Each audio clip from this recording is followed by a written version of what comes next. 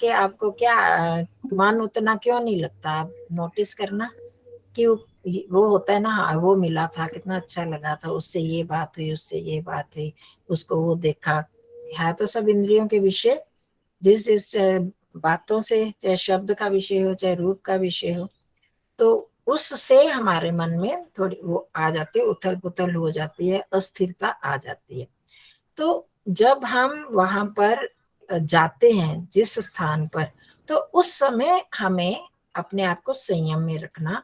संयम में रखना मतलब कि मैं इससे बात कर रहा हूं तो मेरे को क्यों खुशी हो रही है, इससे मिली हूं तो क्यों खुशी हो रही है। तो ये भी तो अभी थोड़ी देर का मेला है, फिर मैं घर चली जाऊंगी, फिर ऐसे हो जाएंगे। तो उस समय भी हम अपने बीच में परमात्मा की उपस्थिति को देखें। मैं जो बात कर रही हूँ ईश्वर को लक्ष्य करके ही कर रही हूँ, है ना। जो ये अगर किसी का बड़ा गाढ़ा संबंध है, माता पिता का, बहन भाई का, तो उस समय हमें एक, जब हम मिलते हैं, बात करते हैं, तो एक राग की वृत्ति साथ में रहती है हमारी, ये आप देखना। तो एक जो प्रसन्नता हमको होती है, किस लिए होती है कि बहन मिल गई, मेरे पिता मिल गई, माँ मिल गई, तो वो एक राग के वृत्ति से, तो वो हमें बाद में भी हमारे ध्यान की स्थिति में हमें विघ्न डालते हैं। उसमें हमारी थोड़ी सी जो होती है वृत्ति, वो बाह्य हो जाती है। तो उस समय जब हम बातचीत कर रहे होते हैं, किसी से मिल रहे होते हैं, उस स्थान पर गए होते हैं, तभी अगर हम परमात्मा के साथ जुड़े रहेंगे, इस बात में, इस बारे में काफी चर्चा हुई थी पहले, आपको याद हो तो, उस समय भी हम हर चीज में, हर वस्तु में, जिसको भी हम देख रहे हैं, व्यक्ति को, किसी चीज को, उस समय भी ये परमात्मा, प्यार मेरे को उमड़ रहा है, तो परमात्मा ये तुमने ही बनाया ना, तुमने ये रिश्ता दिया, तुमने ही इस शरीर को बनाया। जिसकी भी कोई बात अच्छी लग रही है, उसमें यदि हम परमात्मा को जोड़ लेते हैं, तुमने कैसी व्यवस्था की है। मेरे को याद है कुछ साल पहले जब मेरे को जाना होता था डॉक्टर साहब के यहाँ, तो मेरे को शुरू में लगा कि वृत्ति कुछ ऐसे हो रही है, तो मैं मेट्रो में जाती थी, तो मैं अनुभव के आधार पर बता रही हूँ आपको जो इसका समाधान। तो वहाँ बहुत लड़कियां, लड़कियों के लेडीज कंपार्टमेंट में बैठो, तो होता था शुरू में 1-2 दिन मेरे को लगा, मैं ये तो बहुत गड़बड़ बात है। फिर क्या हुआ कि हर एक में हमने परमात्मा को देखने की वृत्ति बनाई कि ईश्वर आपने कैसे कैसे रंग रूप बनाए हैं, हर एक का रंग अलग, रूप अलग, बातचीत करने का ढंग अलग। जब हम इस तरह से सोचने लगते हैं, तो वो हमारी जो वृत्ति है उनमें ना जाकर परमात्मा की ओर चली जाती है, फिर हम परमात्मा के समीप हो जाते हैं। तो फिर आप आके देखना घर में कोई ऐसी फिर वो वृत्ति नहीं उठेगी, वो अस्थिरता जो थोड़ी सी लगती है वो नहीं होगी। ये थोड़ी बाह्य वृत्ति हो ही जाती है जब हम बाहर जाते हैं, तो पर उसमें भी हमने, क्योंकि मेरे परमात्मा तो एक एक कण में, सब जगह है, हर व्यक्ति में, हर वस्तु में, हर स्थान में है, तो परमात्मा आप तो इधर भी हैं। तो इसी तरह अगर हमारे ध्यान में भी अगर वृत्ति इधर उधर जाए, तो भी वहां भी हम सर्वव्यापक है परमात्मा, परमात्मा आप तो यहाँ है, तो वो वृत्ति फिर मुड़ के परमात्मा की तरफ ही आ जाएगी। तो वो फिर घर में आने पर भी व्यवधान नहीं होगा। हाँ, बहुत बार शादियां ब्याहों में ऐसे अवसरों पर जाओ, तो वृत्ति तो थोड़ी बाहर होती ही है, और उसमें यही कहा जाता है, इसीलिए कहा जाता है कि कम से कम हम लोग बाहर जाएं, जब तक कि हम पूरी तरह से अपने आपने पर संयम नहीं रख पाते। मतलब कि हमें फर्क ही नहीं पड़ता कि बहुत सारे लोग हैं या कम लोग हैं, जहां भी जा रहे हैं हमारी एक सी वृत्ति बनी रहती है, तब तो हम जाएं तो हमें कोई अंतर नहीं आएगा ध्यान की स्थिति में। पर जब तक हमारी थोड़ी वृत्ति बाहर लग जाती है, तो हमें थोड़ा अवॉइड करना चाहिए, या अवॉइड नहीं भी कर सकते, जाना ही पड़ता है। तो इसी तरह से हर चीज में बाहर देखते हुए भी हम अंदर ईश्वर को ध्यान रखें। हमें याद है हमारे माता जी शशि दीदी, शारदा दीदी यहाँ पर है, उनको भी याद होगा कि जहाँ जब उन्होंने हमें बचपन में शिक्षा दी, जिन्होंने हमारे पहले गुरु वही थे, तो उन्होंने सारी शिक्षा दी। तो जब आप लोगों की शादियां होंगी, तो हम तब हमें मना किया गया, पिक्चर वगैरह नहीं देखना, ये करना, हम लोग नहीं देखते थे बिल्कुल ही, इसलिए आदत नहीं। तो उन्होंने कहा कि आप लोगों की शादियां होंगी, तो ऐसे आदमी मिल जाएं जो पिक्चर जाना ही जरूरी है, तो क्या करोगे, जाना ही पड़ेगा, आप लड़ाई तो नहीं करोगे ना घर में। तो तब भी वो कहते थे कि वहां जाओ, अगर संभव हो तो आंखें बंद करके बैठ जाओ और मन में अपना जप करते रहो ईश्वर को ना। अगर नहीं तो आंखें खुले भी हम नहीं देख, खुली आंखों से भी तो ऐसे होता है ना कि हम नहीं देख रहे, हमने ध्यान अपना ईश्वर की तरफ जोड़ लिया, कर लिया, तो वो फिर हमारी वृत्ति खराब नहीं होती। तो यही हमने संसार के व्यवहार में भी ऐसे ही करना है। जैसे जैसे आप देखते जाना, वृत्ति हम बनाते जाएंगे तो हमें वो विघ्न नहीं डालेगी, घर आके भी आपका वैसा ही ध्यान रखेगा। ठीक है, जाना तो पड़ेगा ही, जब गृहस्थ में हो तो ये सब काम तो करने ही पड़ेंगे। इतना तो है कि सत्संगों में जाकर भी वृत्ति इधर उधर हो जाती है, अगर हम वहां भी ईश्वर से नहीं जुड़ते। सत्संगों में गए, समाज में गए और हमारा ध्यान एक दूसरे की तरफ है, वो ऐसे कर रहा था, वो ऐसे कर रही थी, वो सत्संग में भी ऐसे नहीं, ध्यान से नहीं बैठ सकती, हमारी वृत्ति उस तरह दूसरों के दोष देखने में, हम उसको सत्संग का जो शब्दों की तरफ ध्यान नहीं दे रहे, और दे रहे तो भी हमारी वृत्ति बिगड़ जाती है। तो इसलिए हमें अपने अंदर से ही, वो मीरा बाई का एक भजन है, और ये कि भीड़ में भी अकेले अपने आप को महसूस करना। और ये भी हो सकता है कि हम अकेले बैठे हैं पर हम भीड़ में बैठे हैं, हो सकता है ना ऐसे, अकेले होते हुए भी हम बहुत सारे लोगों के बीच में हो सकते हैं। कैसे? हाँ जी दीदी, चिंतन कर करके ना हाँ, उनका। मतलब हूँ मैं अकेली, पर सबके साथ मन ही मन बातें कर रही हूँ, मन ही मन औरों के बारे में सोच रही हूँ। तो अकेले होते हुए भी हम बहिर्मुखी हो सकते हैं, दूसरों के साथ, दूसरों का चिंतन करते करते। और इसके विपरीत भीड़ में होते हुए भी हम अंतर्मुखी हो सकते हैं, अपने अंदर परमात्मा को जानते हुए, सबके भीतर परमात्मा को जानते हुए। ये परमात्मा आपकी कैसे अद्भुत व्यवस्था है, कैसे आपने ही बनाया, कितने सांचे हैं आपके पास अनगिनत, सबकी शक्लें अलग, सबकी सूरत अलग, सबकी आवाज अलग, कैसे कैसे आपने ये बनाई है, कैसे कैसे आपकी रचना है, कृतियां है। जब इस तरफ ध्यान चला जाता है तो फिर हमें ये व्यवधान नहीं आते। चलो जी, अब हम अपने स्थान पर होते हैं। ये आवाज कहाँ से आ रही है? दीदी चंचल दीदी की उधर से आ रही है। कुत्ते जैसी आवाज आ रही है। मैं बंद कर देती हूँ। हाँ जी, चलो जी, ठीक है। अब हम ध्यान के लिए मन को तैयार करेंगे।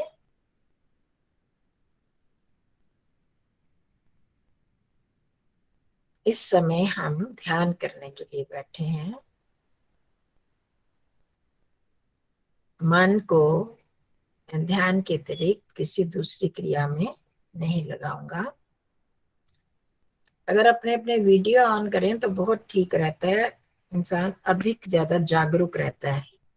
नहीं तो हम ये करते करते कई बार क्या करते हैं, वीडियो ऑन नहीं है तो कोई देख तो नहीं रहा, कभी लेट गए, कभी इधर उधर देखते रहे, तो उसमें ज्यादा जागरूकता रहती है हम, और अच्छा भी लगता है, हमें लगता है कि हम आमने सामने किसी से बात कर रहे हैं।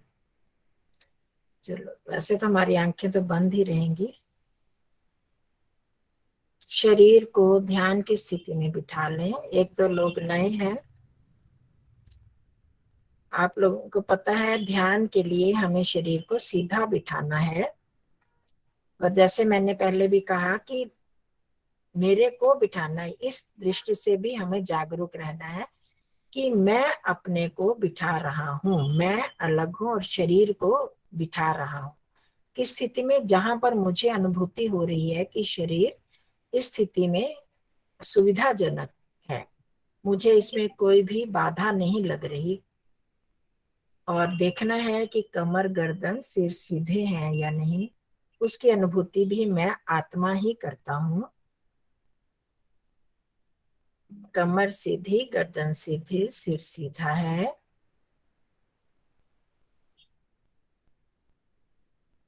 अगर चौकड़ी इत्यादि नहीं लगा सकते तो कोई बात नहीं, कुर्सी पर, पलंग पर पैर फैलाकर भी बैठे, परंतु गर्दन कमर सीधी रहेगी। मन मेरा ध्यान के लिए तैयार है, शरीर भी तैयार हो गया। मन में उत्साह का भाव बना के रखना है। आज के इस ध्यान में मुझे आध्यात्मिक मार्ग में और उपलब्धि होगी। मैं एक कदम और आगे बढ़ूंगा। मैं अपने दोषों को दूर करने में सक्षम हो पाऊंगा। इन भावों से मन में प्रसन्नता भी आती है, उत्साह भी बनता है।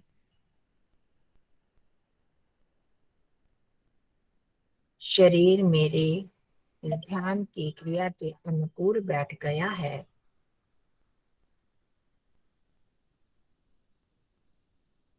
मन में संकल्प को दृढ़ करते हुए ओम का उच्चारण करेंगे। अभी भी इसी समय से ही हमें ओम के साथ ही मन को जोड़ना है। ओम की ध्वनि को ही अगर आप सुनेंगे और साथ में दृढ़ निश्चय करते जाएंगे तो आपका मन यही लग जाएगा। गहरा लंबा सांस।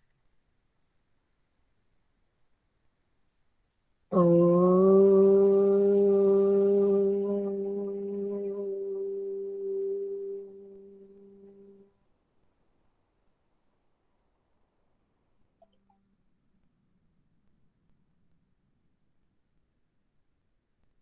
ध्यान की सफलता के लिए सविता देव परमात्मा से प्रार्थना करेंगे, जो मेरे भीतर है, मेरी हर आवाज को, इच्छा को सुन रहे हैं। हे सविता देव, मैं आपसे यही याचना करता हूँ, यही कामना करता हूँ कि मैं पूर्ण सफलता पूर्वक इस ध्यान की क्रिया को कर पाऊं। इन भावों के साथ गायत्री मंत्र का उच्चारण करेंगे। ओम भूर्भुवः स्वः तत्सवितुर्वरेण्यं भर्गो देवस्य धीमहि धियो यो नः प्रचोदयात्।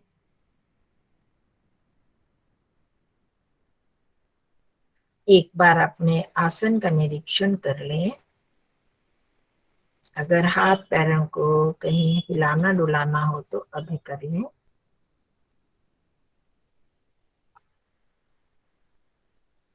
आसन स्थिर हो गया है, मन शांत हो गया है।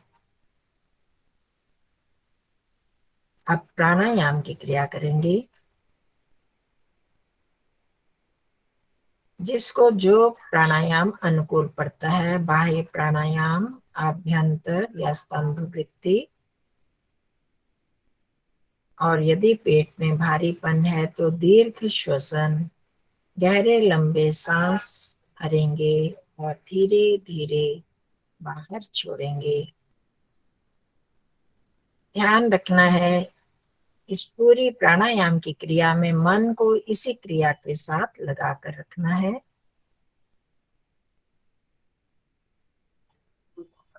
सांस की हर क्रिया को अनुभव करते जाएं।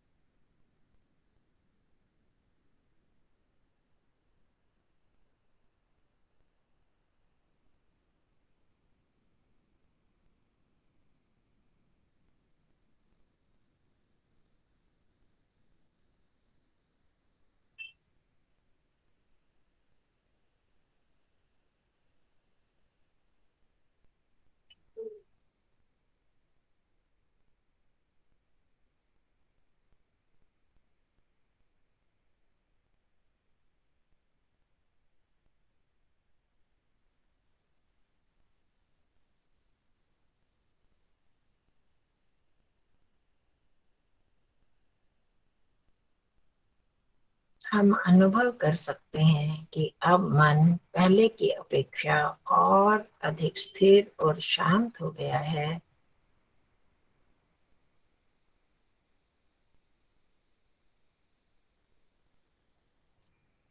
शरीर की कोई भी इंद्रिय सक्रिय नहीं है, सभी इंद्रियां भी शांत अर्थात निष्क्रिय हैं। बाहर का कोई और शब्द आएगा तो उस ओर हम मन को नहीं लगाएंगे, सुने को अनसुना कर देंगे।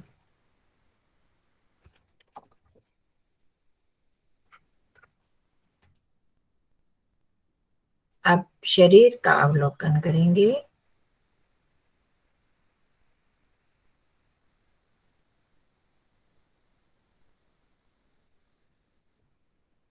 सिर से लेकर ठोड़ी तक पूरे चेहरे और सिर के भाग को अनुभव करते जाएं।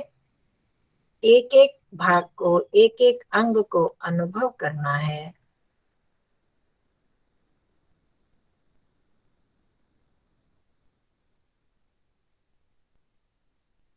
पुराने साधक सब जानते हैं, नए जो हैं उनमें हमने विवेक करना है कि कौन देख रहा है। क्या ये अंग, आंख, कान, नाक इत्यादि स्वयं देख रहे हैं, स्वयं को अनुभव कर रहे हैं, या कोई और सत्ता अनुभव कर रही है।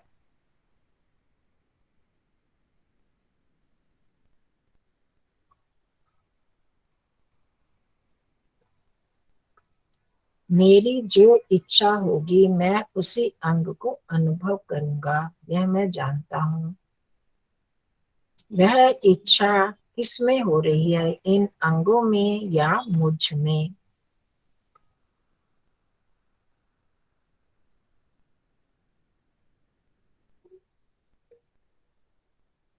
और जिस भाग को देख रहे हैं उसको ढीला भी करते जाएं, तनाव, अकड़ापन नहीं होना चाहिए।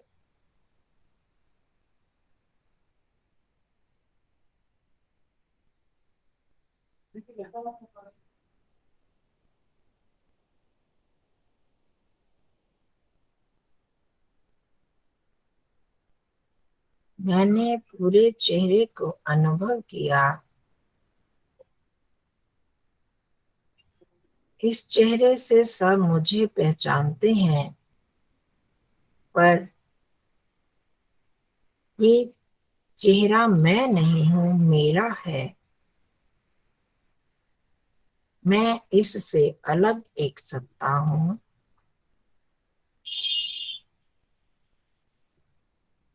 अब गर्दन से लेकर नीचे कूल्हे की हड्डियों तक अपने हर एक भाग को, अंग को अनुभव करते जाएं।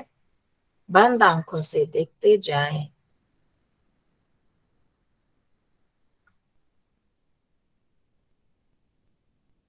और उसमें भी मैं और मेरे के भाव को, ये मेरे हैं या मैं हूं।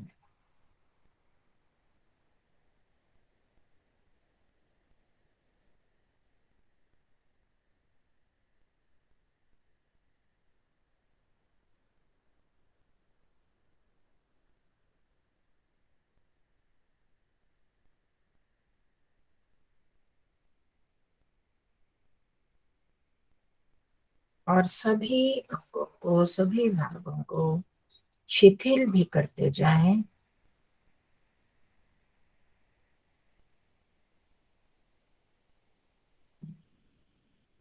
गर्दन, कंधे, वक्षस्थल, पेट का भाग, पसलियां, नाभि, नाभि के चारों का भाग, पीछे मेरुदंड, पीठ का भाग।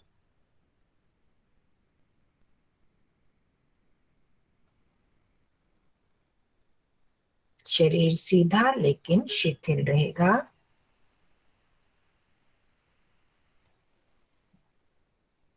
अब नीचे जंघाएं, घुटने, पिंडलियां, पैर, पैर के विभिन्न भाग, सबको अनुभव करें।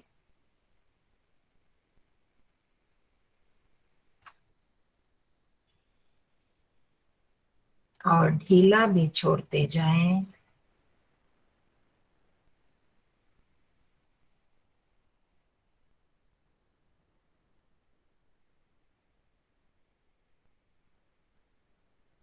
पूरा शरीर ढीला हो गया है, शिथिल है, और मैं अनुभव कर रहा हूँ कि यह मेरा शरीर बैठा है जैसे मैंने बिठाया था, और मैं इसे जान पा रहा हूँ।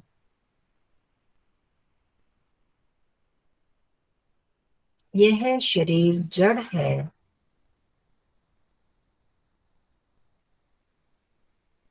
मेरे साधन के रूप में मुझे मिला है, इसलिए मैं अपनी इच्छा से इसे किसी भी स्थिति में बिठा या लिटा सकता हूँ। आप सांसों को अनुभव करेंगे। जागरूक रहना है। हम शरीर से कैसे सांसों पर चले गए। पहले मैं सांसों को अनुभव नहीं कर पा रहा था। अब जैसे ही मैंने विचार किया कि मैंने सांसों को अनुभव करना है, तो मैं जान पा रहा हूं कि मेरी सांसें चल रही हैं।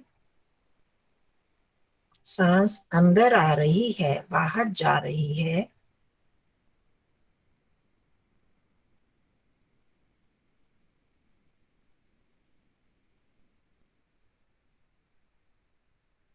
मुझे जानकारी हो रही है हर सांस की।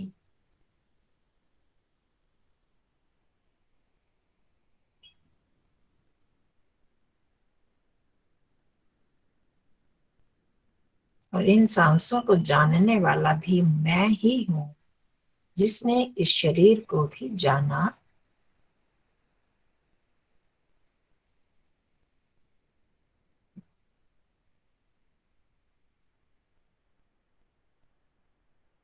अब अपने विचारों पर आ जाएं। देखिए अंदर कौन से विचार चल रहे हैं।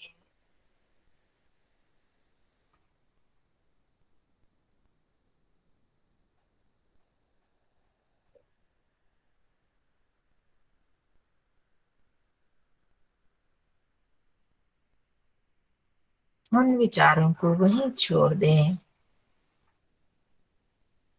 और आत्मा की अनुभूति करने के लिए आत्म विचार करेंगे। मैंने इस शरीर को जाना, सांसों को जाना, विचारों को जाना।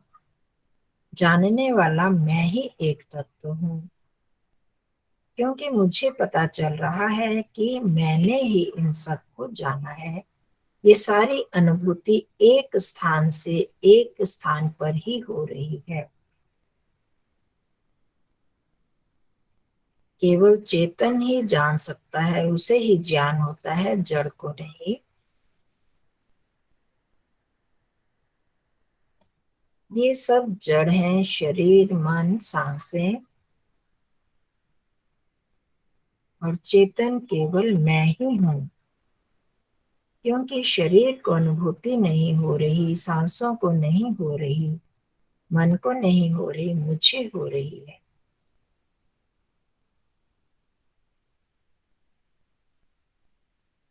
ये सब मेरे ही सहायक साधन है।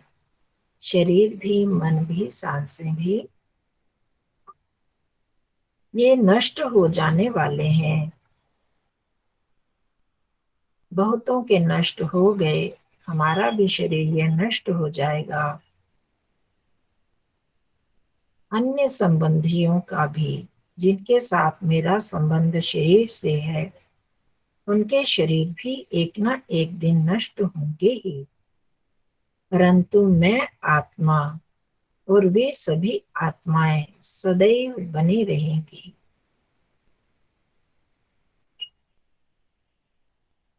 मुझे अपने लिए इन सब का प्रयोग करना है, अपने उद्धार के लिए, अपने उत्थान के लिए।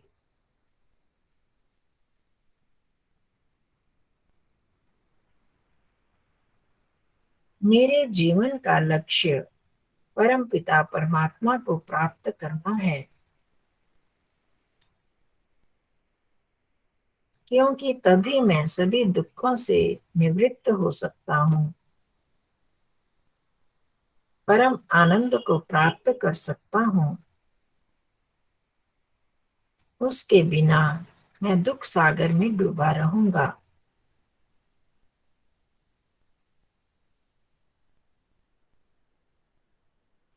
इसीलिए हे परमपिता परमात्मा, मैं आपकी उपासना के लिए बैठा हूँ। मैंने इस शरीर को आपकी उपासना के लिए बिठाया है, मन को भी आपकी उपासना के लिए तैयार किया है। मन मेरा बहुत अच्छा मित्र है।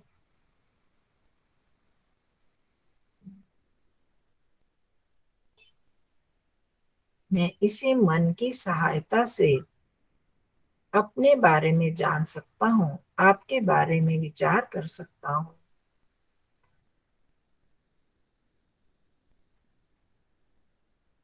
हे पिता, आप मेरे अंग संग सदैव रहते हैं। आपने ही मुझे ये सब सहायक साधन प्रदान किए हैं प्रभु।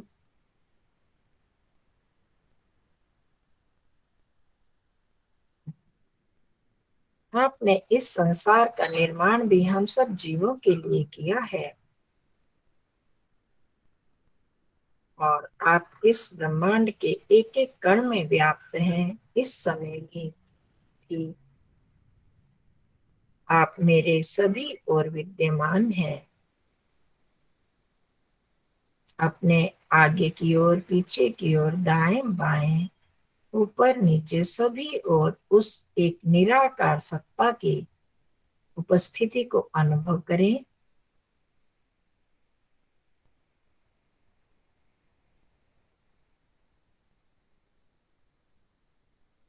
उस परम सत्ता की उपस्थिति से ही ये संसार, ये ब्रह्मांड व्यवस्थित रूप में चल रहा है।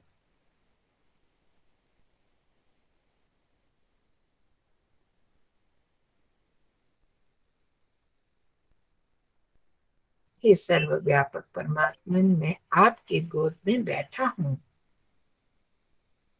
अनुभव करते जाएं।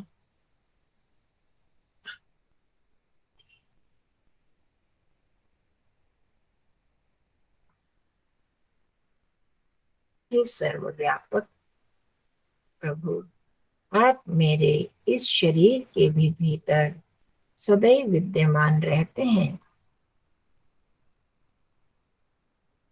आपकी व्यवस्था से ही ये शरीर चल रहा है।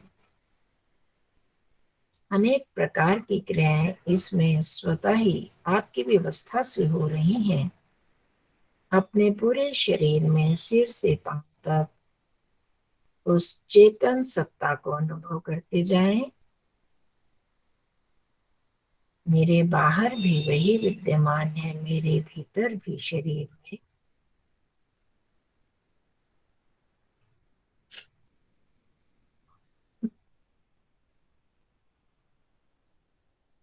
और भीतर मेरे अंदर, मुझ में, मुझ सूक्ष्म आत्मा में भी ये प्रभु आप विद्यमान हैं। आप मुझसे अलग कभी भी नहीं हो सकते। इस जीवित अवस्था में भी, जब मैं शरीर से बाहर निकल जाता हूँ, तब भी आप मुझ में रहते हैं।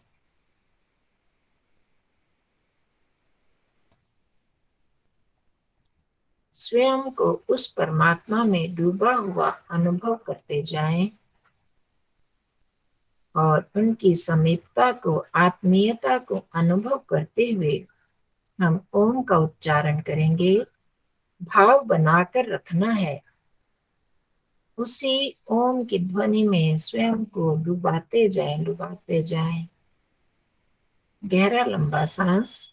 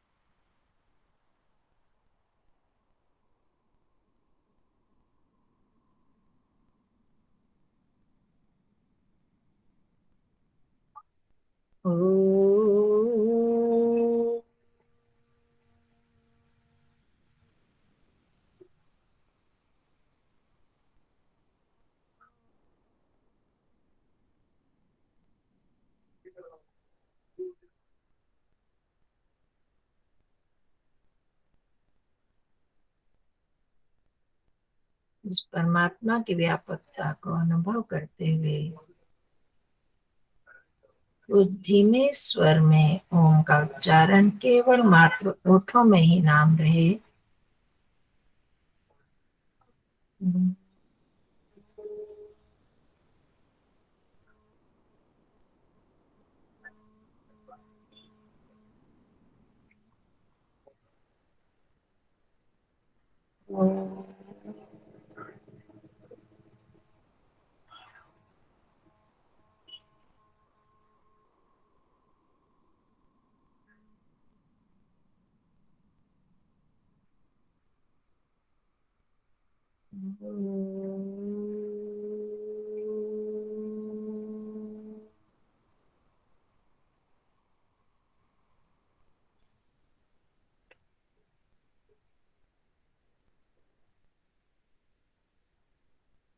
अब होठों को भी बंद करके केवल गले से ही ध्वनि निकालते हुए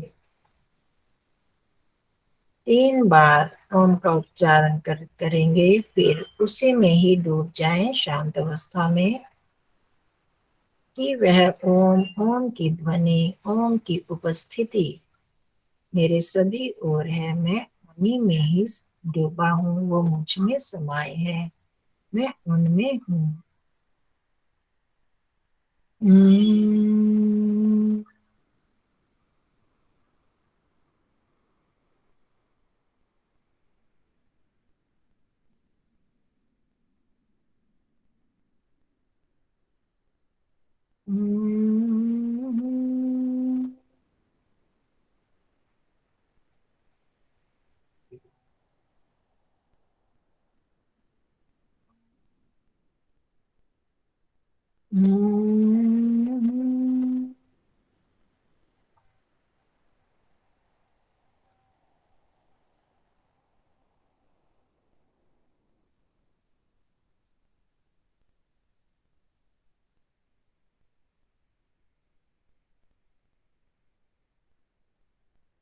अब सर्वव्यापकता का विचार करते हुए निर्विचार बनते जाओ।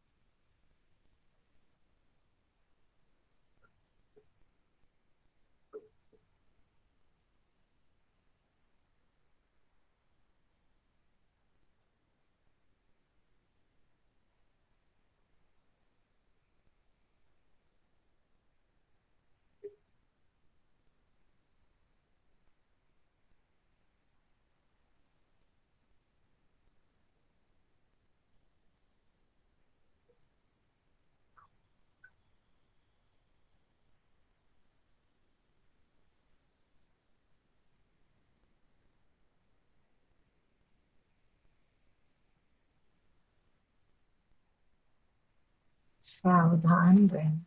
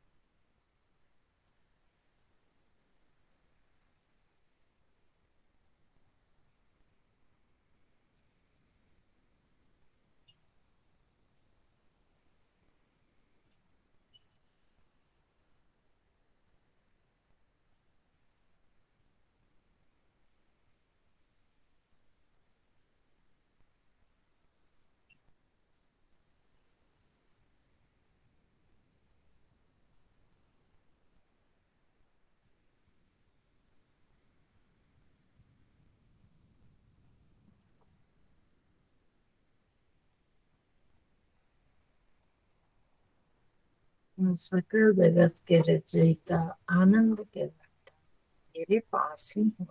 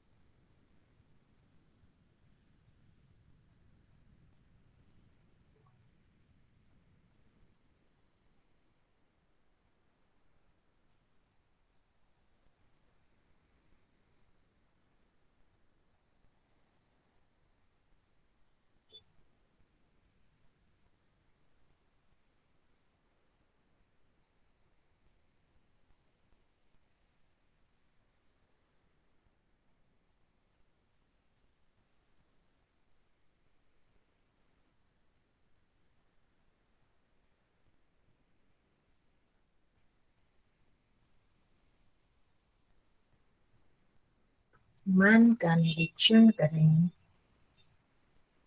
कौन से विचार हमारे इस ध्यान की क्रिया में बाधा डाल रहे हैं।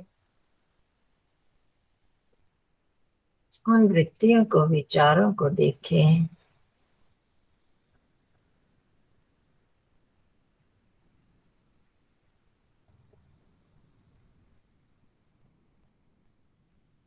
यदि ध्यान में ही मन लगा है तो इसी में लगा कर रखें।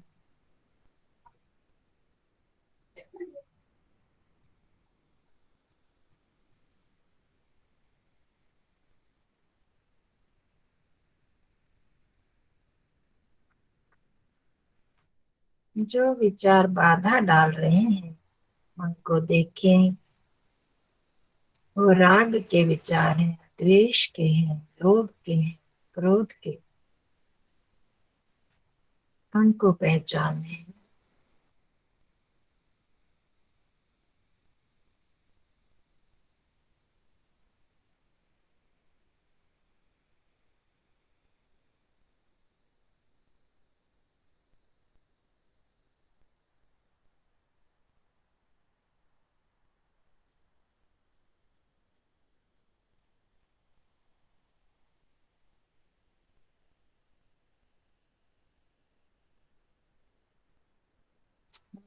इन बाधक विचारों को दूर करने का संकल्प लेते हुए उस पावन परमात्मा से सहायता की प्रार्थना करते जाएं। प्रभु, मेरे इन दोषों को दूर कीजिए।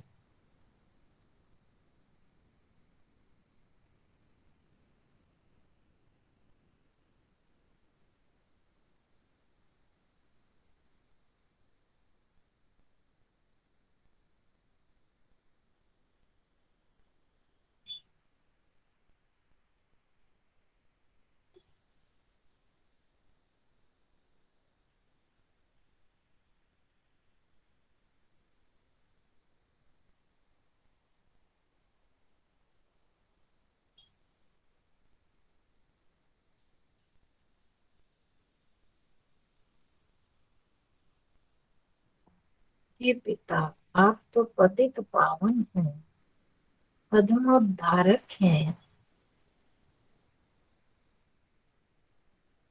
हमें ये पतित विचार क्यों आ रहा है? मैं तो आपका सखा बनना चाहता हूँ। आप मुझे तभी सखा बनाएंगे यदि मैं भी पवित्र बन जाऊं।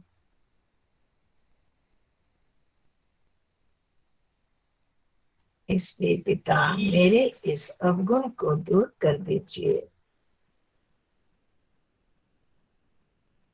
मैं स्वयं इसके लिए प्रयत्न करता रहूंगा, पर आपकी सहायता मांगता हूँ। सजग बना रहूं।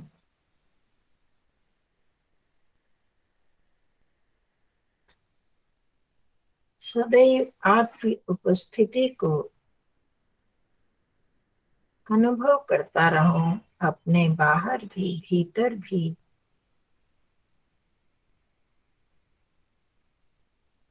आप परम पवित्र के साथ मैं भी परम पवित्र बनता जाऊं प्रभु।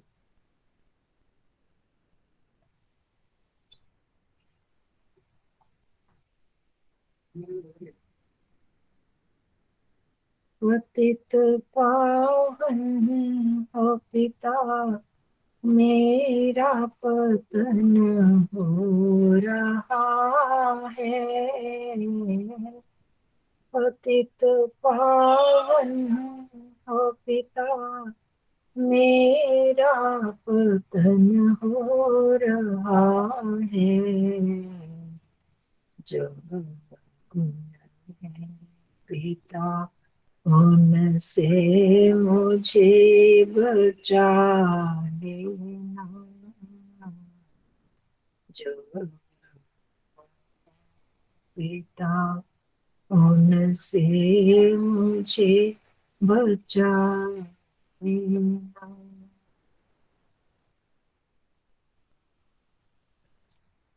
इस प्रार्थना को और भावों को मन में रखते हुए व्यवहार काल में भी इसका स्मरण करते रहें। ऐसी मुझे शक्ति प्रदान करें परमात्मा।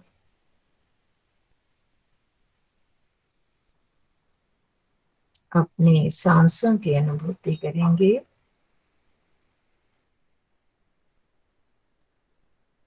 आपकी व्यवस्था से ये सांसें चल रही हैं भगवान। मेरा इसमें कोई भी प्रयास, कोई श्रम नहीं। अपने शरीर की अनुभूति,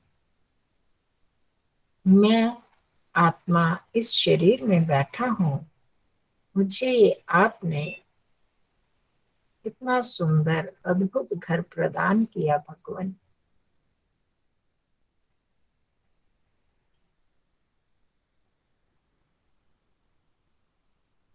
अपने दोनों हाथों के स्पर्श को अनुभव करें, जो हर क्रिया में मेरे सहायक हैं।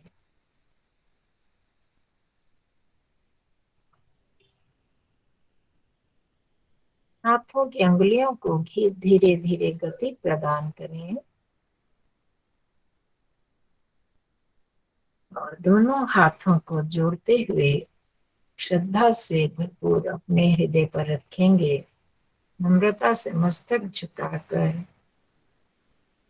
अपने भीतर विद्यमान उस सर्वव्यापक परमात्मा का धन्यवाद करेंगे। प्रभु, आपकी कृपा से हमें यह अवसर मिला है। हम कुछ समय के लिए शांत बैठ पाए। आपकी उपस्थिति को हमने अनुभव किया भगवान। हम स्वयं को भी जानने का कुछ प्रयत्न कर पाए प्रभु। ये आपकी कृपा है।